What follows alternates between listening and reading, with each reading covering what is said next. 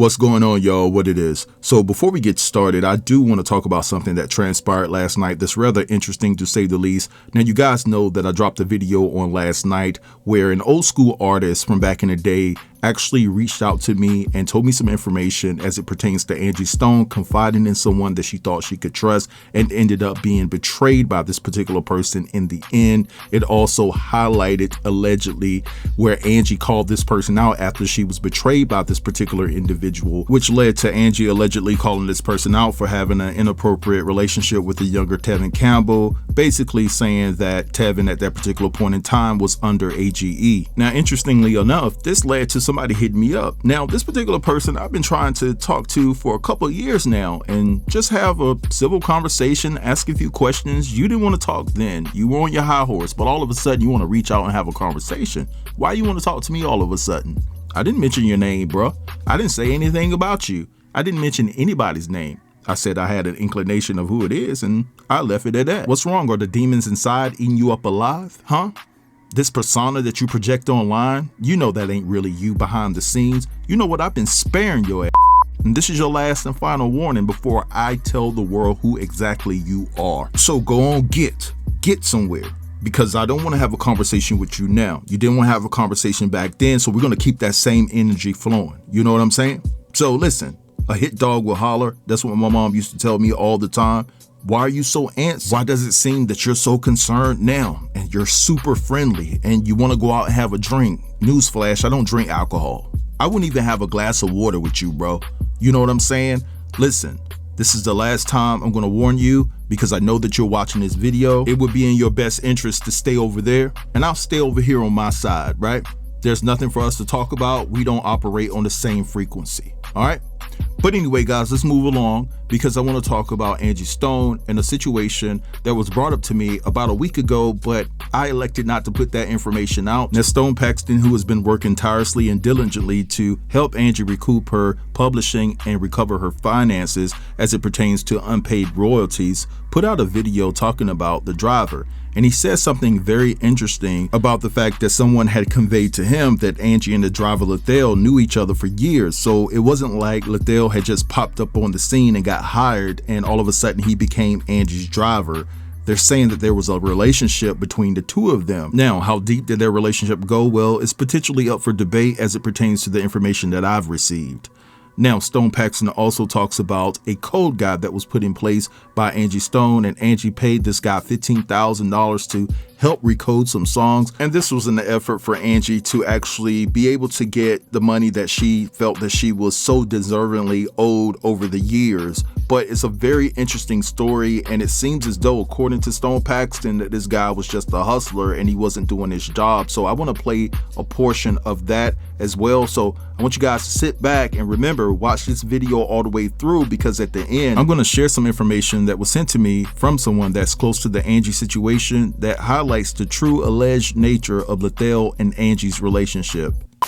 It's been interesting, this whole situation, because Angie's been gone about maybe 2-3 weeks, and this situation has been, I just don't get it, you guys. Like, all the media coverage we see on other things, and why there's not even the proper media coverage about Angie and her passing, and we're knowing that this is being ruled as a know that's just common sense, right?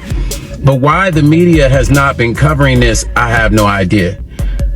And I will say again, why a lot of celebrities are not talking about it is very confusing to me. I kind of know, but I'm going to keep that to myself right now. But people in her circle that I know that should be speaking, or that could speak out and say something, don't want to speak. But there's outside people that have been messaging me. I've been getting tons of calls, but it's interesting with these calls. These haven't been random calls, by the way. These have actually been calls with people that know the driver, and they've been hitting me up, sharing information with me, telling me things that I had no idea about, and connecting, helping me to connect the dots to certain stuff. I had four of these anonymous callers call me, and I called my brother up and put him on the phone. I called my brother Vasal Benford up and put him on the phone. And I let him hear. I didn't want to repeat what they said.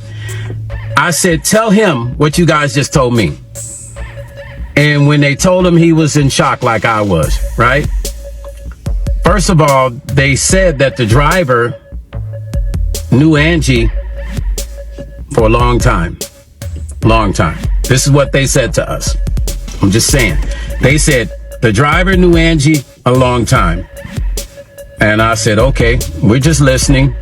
And then they went into full detail. Now, some things I can't share because I promised them that I wouldn't, because they said, please don't share this, because if you do, then it'll put us in a situation. You know, they were really scared of this person. And they told me that this particular person said that he was the one. Now, I'm telling you what they said. I'm going off of what they said. They said that he said he was the one that was helping Angie with getting her publishing back, not us. Now, that's what was told to us. I'm only telling you once again, I'll say this again. That's what was told to us. So let's say allegedly. Information. So for those of you asking me, did I speak to a police or somebody contacted me, but it just didn't seem to me. And I'm only telling you how I feel. It didn't seem like this person really was too concerned, although this detective told me that they're taking this serious and, you know, blah, blah, blah. And I didn't personally feel like this detective was taking the information he asked me serious, right? Because when you're dealing with a case, any little information matters, right? So how it works with codes is, if I'm going to register a record, right? The codes work this way.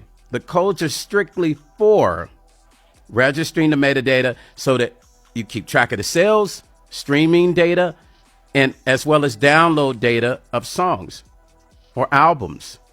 You understand?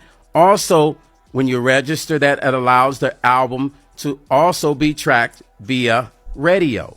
So if this album charts on radio, you'll know what it's doing at radio as well with the ISRC and the UPC. You understand what I'm saying? You're able to know what that record is doing at all times. That's the purpose of registering it. So all that extra she was saying about, the copyright office, and that's for copyright. There's a few different things we're dealing with here. Copyright, publishing, mechanicals, there's just a lot of different elements to this music, right? So she was just kind of blowing her mouth, and I don't know if she wants to feel like she knows everything with music, but baby girl, I'm gonna tell you, you don't. Straight up. You can come, maybe I need to have artists come on my show and talk to me so I can educate. I educate artists. That's what I do. I speak at music conferences. This is what I do. All my life, 42 years of it. So don't spin a narrative about stuff you don't know about. Now, let's get into the code thing. Once again, you register a record, it shoots you out an ISRC and UPC. You get both when you're registering albums. With Angie's situation, you guys, and understand, because I heard you guys talking about the whole code guy thing that I mentioned. Before we came along, and I will reiterate that, before we came along and took over, let's just say this, before we took over Angie's business of collecting the publishing, it was already a mess. Already a mess, you guys. That guy was already there. When we showed up on the scene, he was there. You understand what I'm saying? He was already there. So all that weird saying to the girl that was on the show speaking, you don't know what the you talking about. I'm just keeping it 100. No disrespect. Know what you're talking about. Know what you're talking about. I understand you don't know me and you say you don't trust me. And I'm not on here trying to make friends. I'm not on here trying to make new friends. I'm not on here. I got enough friends. I don't need any more. So I'm not on YouTube trying to win nobody over. I could give a damn about if a person follows me or not. I could give a damn if a person does whatever, because I'm not on here to please anybody. I am on here for Angie, not for any of you guys. So this code guy was here before we came along. The code guy was here before my brother and I even took over Angie's business. Understand that. I did not know the code guy. I've never met the. I talked to him on the phone, and when I talked to him and heard him stuttering, and I told Ange when I got off the phone, yeah, that's cool.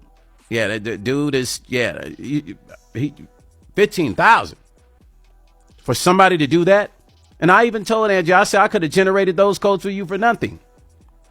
It would have costed you nothing for me to generate those codes. Now, also, let's talk about this. How codes work is, and here's what the problem was with these songs with Angie. So when we got a hold of having to fix everything, man, this guy was taking, what was happening, he was taking songs of Angie's because somebody had taken her stuff, and these codes, ISRC codes and UPC codes, some songs had it, some didn't. And she wanted to recode everything, which in retrospective, I didn't think it was a good idea, but I had to roll with whatever Angie wanted to do. That's how she got into the situation with the dude. The dude convinced her that he could go in and recode all the songs, which is some stupid with you. Because wherever the songs were parked at, he was trying to go in and change the code. So let me tell you what happens when you do that. Let's say we have 4,000 songs, right? And we got to go recode it. So when we stepped to the table to take over this, Angie told me, well, I got all this code guy is recoding my songs. And I was like, well, code guy? I said, who's the code guy? She put me on the phone with him. And I talked to him. I asked him a few questions. And I was confused. Like, I already knew it was a hustle in my head. Like, this is a straight up hustle, right? So when I got off the phone with her, I shared my sentiments to Angie about my thoughts of, this guy and, what the purpose of it was. And I told her that creating new codes is going to hold things up. Because remember, we were coming along to get Angie money. Now, mind you, when you have a whole bunch of songs and then you recode them, it everything, right? Because then it displaces everything. So by this guy doing codes, it was holding us up from being able to go get my big brother Vasal. It held him up from being able to go and get a check for her fast because Angie wanted to make sure she started getting things straightened out with her songs. But because that guy was involved, it held us up. And we actually had to wait maybe a couple weeks. And when I was talking I called Angie and I was like, well, what's going on? Because my big brother was calling me saying, let's get Angie on the phone and figure out what's going on with these codes. We get her on the phone. She's like, he's still working on it. He's going through all of them. He just did 10 today. He's going to do 20 tomorrow. It's like one of those things. And I was like, dang, Stoney. I'm like, man, dude, it shouldn't take that long. But he was telling her that, it was taking that long. And she was very adamant about it. And I spent $15,000 and, this should have been done. She told the guy, she hit him up and she called me back and said she told him he's taking too long. Like, and then she felt kind of bad for the guy. She did, because she told me. And she said, I feel bad because, I know he's trying. And I said, no, Stoney, he's not trying. If he was trying, that shit would have been done. All right, so you guys just heard all of that, and as it pertains to this code guy or whatever the case may be, it just seems as though that Angie did not have the right people around her to help her get to the goal that she was trying to reach. And at least from what I gather, it seems as though that Stone Paxton and his team and now Tyler Perry are putting their best foot forward to uncover what is owed to Angie. So now it's a shame that when she's gone, she has the right people around her to get her to where she needs to be as it pertains to missing finances and enjoying the generational wealth that she made. Now let's get to the text message that I received last weekend. Now I put a portion of the text message out, but I blocked some of it out because I didn't feel comfortable putting out this information. Now, Stone Paxton talked about, and you guys just saw that they were told that Leethel and Angie knew each other for years prior to him becoming Angie's driver. Now, I want to put out this information because even though Stone Paxton didn't say this, and I'm not saying that he's alluding to the fact or alluding to what I'm going to actually tell you guys, because he could be going down a different avenue than I am. I have my people. He's connected to the situation. He has his sources, right? So Stone Paxton did not say what I'm about to read to you all, okay? Now I want you guys to focus on the text message at the very bottom, because this is the text message that contained the Shirley Caesar information, which I did a video for that last Saturday, right? But I received this message on March 21st, which would have been last Friday at 6:34 p.m. Now I'm gonna only read the portion of the text message that I blocked out when I did the Shirley Caesar video. If you guys go back to the video, you can see that I blocked this portion out. Okay, so it says, do you know they are saying that Angie and the bus driver were involved and that she knew about his past transgressions with the law and also was aware of his horrendous DRUG and driving record. But I have been contacted by the cousin of Leethel and she says he was not driving recklessly despite the narrative they are trying to paint. Now, just to show you guys that I'm not faking and playing with you all, the portion of the message that you see above the text message that I just read you all, it was information that was sent to me that entailed that Angie's Sprinter van was being investigated for a possible cut brake line, and the fact that the RN allegedly was told by one of the passengers that Angie Stone had been getting weird phone calls throughout the night, and the fact that, you know, her next destination was to go and perform in Baltimore at the CIAA. You guys remember that video I did. Now again, I want to reiterate that Stone Paxton did not say this. You saw what he said. I played it for you, right? Loud and clear.